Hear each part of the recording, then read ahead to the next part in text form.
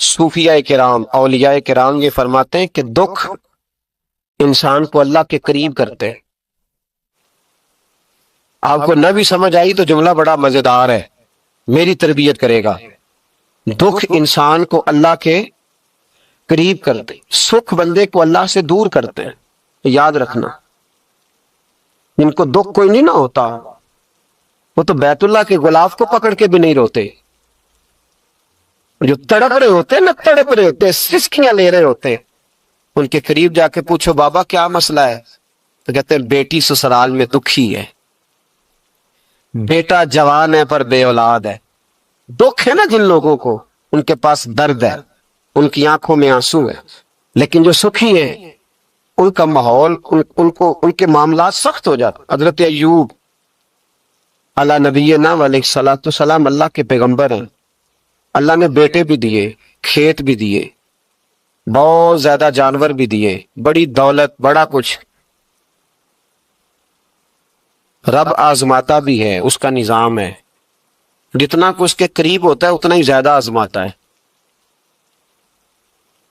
فرشتے عرض کرنے لگے مولا جناب ایوب، اللہ کریم نے فرمایا یہ میرا دوست ہے، ایوب میرا نبی ہے، میرا پیغمبر ہے، میرا دوست ہے۔ تو فرشتے عرض کرنے لگے مولا جو اس کو اتنا نواز دے اس نے دوست تو بننا ہی ہوتا ہے۔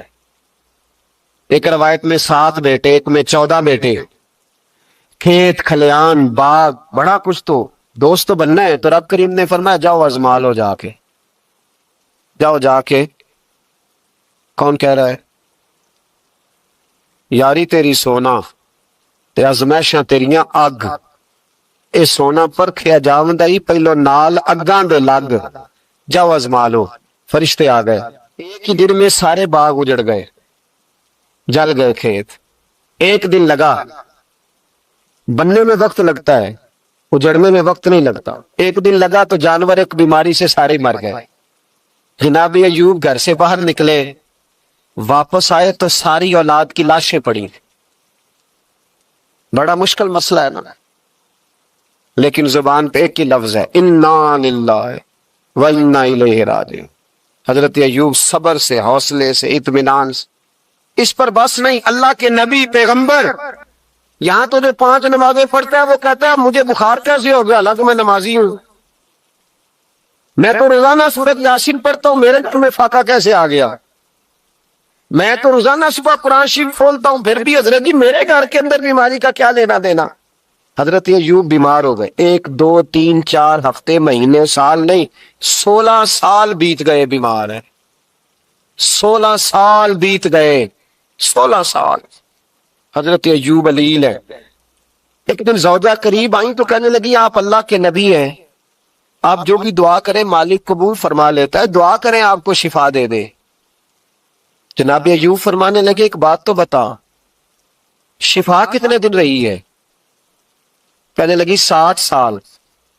فرمایا کھیت کھلیان اولاد مال دولت کتنا عرصہ رہا؟ کہا 60 سال۔ 60۔ آپ فرمانے لگے بیماری کو کتنے سال ہوئے؟ کہا 16 سال۔ فرمانے لگے ذرا مجھے تکلیفیں اور بیماریوں کو بھی 60 سال ہو لینے دے، پھر دعا بھی مانگ لوں گا۔ برابر تو ہو لے، ابھی تو صرف 16 ہوئے، 60 ہونے، دعا مانگ لوں گا۔ اور فرمانے لگے دعا مانگنی چاہیے پر میرے رب کو پتہ ہے ایوب کس حال میں ہے، بس زبان پہ یہ لفظ آئے تو اللہ نے فرشتوں سے فرمایا تم نے جانچ لیا ہے لیبلوکم ایکم احسن عملا، پتہ چل گیا؟ کا مولا چل گیا۔ فرمایا جاؤ اب میرے بندے کو نواز دو۔ بس مالک بے نیاز ہے نا، بنجر زمینیں پھر سے آباد ہو گئی، پھر سے جانور آ گئے، پھر سے وہی لہر بہر ہو گئی، بیٹے بھی اللہ نے دے دیے، مال دولت جائیداد ہر چیز، گھر میں بیٹھے شفا بھی ہو گئی۔ حضرت ایوب کی زوجہ قریب بیٹھی ہے، سکھوں کے دن آ گئے، پوچھنے لگی ایوب ایک مسئلہ پوچھنا ہے، ایک بات ذہن میں آئی، اجازت دے تو دریافت کروں؟ فرمانے لگے پوچھو۔ تو زوجہ عرض کرنے لگی حضور بتلائیے دکھ اچھے کے سکھ، دکھ اچھے کے سکھ۔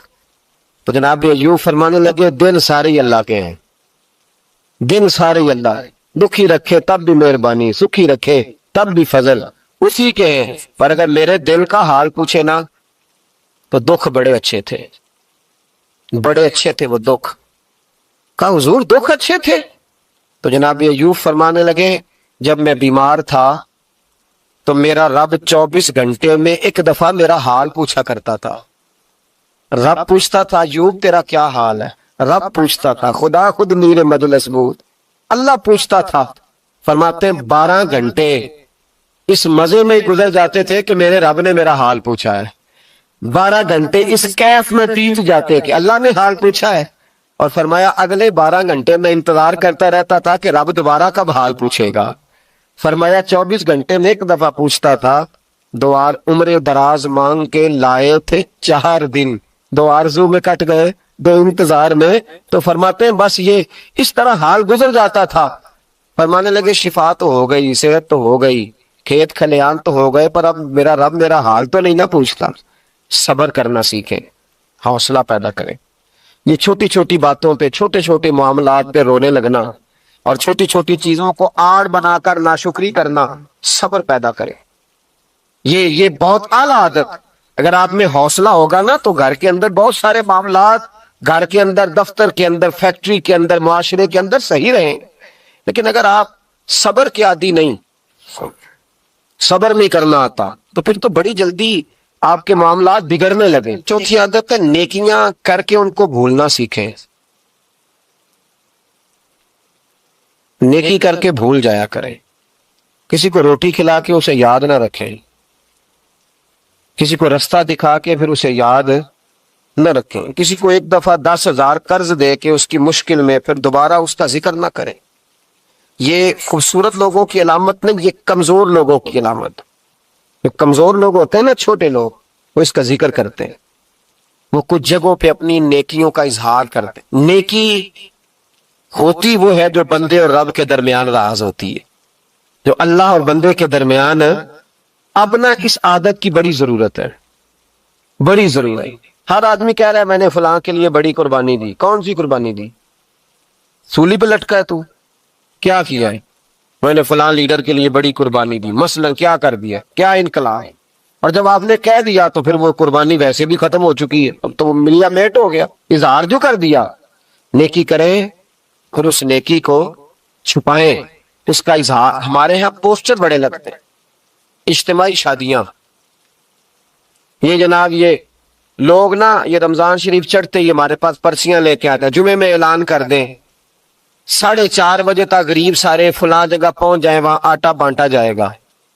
تو میں کہتا ہوں غریبوں کی لسٹ ہم سے لے لو, خود جا کے گھروں میں دے آؤ. یہ سنت نہیں نبی پاک علیہ السلام, یہ صحابہ کا طریقہ نہیں گھر جا کے دینا. یہ حضور علیہ السلام نے سکھایا نہیں رات کے وقت کسی کی خدمت کرنا. پہلے لوگ غریب کی بیٹی کو اپنی بیٹی سمجھتے تھے. اب غریب کی بیٹی کی شادی ہوتی ہے اجتماعی شادی میں, بڑا بورڈ لگایا جاتا ہے, پھر اخبار پہ فوٹو ہوتی ہے دولہے کی, یعنی اس کی ویڈیو بناؤ تاکہ اس کے پوتے بھی کل کو کہیں کہ ہماری دادی کی شادی خیرات میں ہوئی تھی, ہمارے دادا کا نکاح خیرات میں ہوا. ٹھیک ہے, ہم پر لوگ خشکی کا تانا لگاتے ہیں تو کوئی حرج نہیں, لیکن میں نہیں قائل. مجھے کہتے ہیں جی محفل میلاد پر ہم 11 بچیوں کی شادی کرائیں گے, تو میں کہتا ہوں آپ کو کیا ضرورت ہے, جو اگر دینا ہے تو جاؤ ان کے گھر جا کے غریب باپ کی ہتھیلی پہ رکھا ہو, بات ختم ہو گئی. زیادہ تحقیق کا تو ہمیں حکم ہی نہیں ہے. نیکی کر کے اس کا اتنا اظہار, اس قدر زیادہ اس کا نام. میں نے پہلے بھی کہا تھا ایک دفعہ, پھر کہتا ہوں میں مساجد میں جاتا ہوں تو وہاں نا بورڈ لگے ہوئے ہیں, فلاں آدمی 100 روپیہ دیتا ہے, اس کا بھی نام لکھا ہے, 600 روپے والے کا بھی نام لکھا ہے, یہ 1000 روپیہ مہینے کا دیتا ہے. تو میں نے کہا آپ نے صرف یہاں نام لکھوایا, اس کا ساری جگہ پہ کیوں نہیں اشتہار لگوایا, تاکہ اجر دینے والے دے تو لیتے. میرے رسول پاک صلی اللہ علیہ وسلم نے فرمایا کچھ لوگ قیامت کے دن احد پہاڑ کے برابر نیکیاں لے کے آئیں گے, تو رب ان سے فرمائے گا تمہارے پاس, تمہارے لیے میرے پاس, میں تمہیں اجر نہیں دوں گا, جاؤ. یا اللہ ہم کہاں سے اجر لیں؟ تو رب فرمائے گا انہیں سے اجر لو جنہیں دکھانے کے لیے تم نیکی کرتے, میرے لیے تو کی نہیں. اپنی نیکیوں کو چھپانا سیکھے.